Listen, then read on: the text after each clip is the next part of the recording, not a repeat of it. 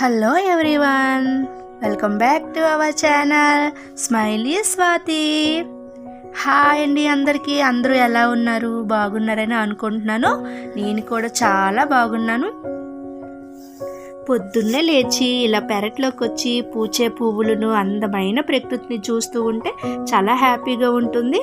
ఉదయాన్నే మంచి పాజిటివ్ ఎనర్జీలా అనిపిస్తుంది. పొద్దున్నే లేచి పాచిముఖాలు పెట్టుకుంటూ బద్ధకంగా డల్గా ఉన్నామంటే ఆ డే మొత్తం డల్గానే ఉంటాం కదా. సో ఎప్పుడు మార్నింగ్ లేవగానే మంచి ప్రకృతిని అయితే ఆస్వాదించాలి. అప్పుడే వికసిస్తున్న పువ్వుల్ని, పక్షుల అరుపుల్ని చూస్తుంటే చాలా హ్యాపీగా ఉంటుంది. మొన్నటి వీడియోలో చెప్పాను కదా, మేము సపోర్ట్ పళ్ళు అవుతూ ఉంటాయి కానీ మేము ఎప్పుడూ తీయము. అవి ఉడతలు, పక్షులు తింటూ ఉంటాయి. సో ఇక్కడ చూశారు కదా, అదిగోండి ఉడత చూడండి ఎలా వచ్చి అంటే స్మెల్ చూస్తుంది సపోర్ట్ పళ్ళని. అంటే పండు ముగ్గిందా లేదా అనేసి స్మెల్ అయితే చూస్తుంది. అది బాగా పండిన పండు అయితే తింటుంది. అది స్మెల్ రాకపోతే పండలేదని వదిలేస్తుంది. సో చెక్ చేస్తుంది, ప్రతి ఒక్క పండు దగ్గరికి వెళ్ళి చెక్ చేస్తుంది. చూడండి ఎలా స్మెల్ చూస్తూ పైకి కిందికి భలే దూకుతుంది. చూడండి ఎంత బుజ్జిగా ఉందో. 2 ఉడతలు అయితే ఉన్నాయి ఇప్పుడు ఆ చెట్టు పైన కింద తిరుగుతూ ఉన్నాయి. ఇంక నెక్స్ట్ ఆ బ్యాక్ సైడ్ చూసారు, ఒక అబ్బాయి కనిపిస్తున్నాడు పెరట్లో. వెనక ఇది అబ్బాయి, మన ఉయ్యాలు ఊగాడు కదా ఆ అబ్బాయి అని, ఏదో కొమ్మలు విరుచుకుంటున్నట్టున్నాడు.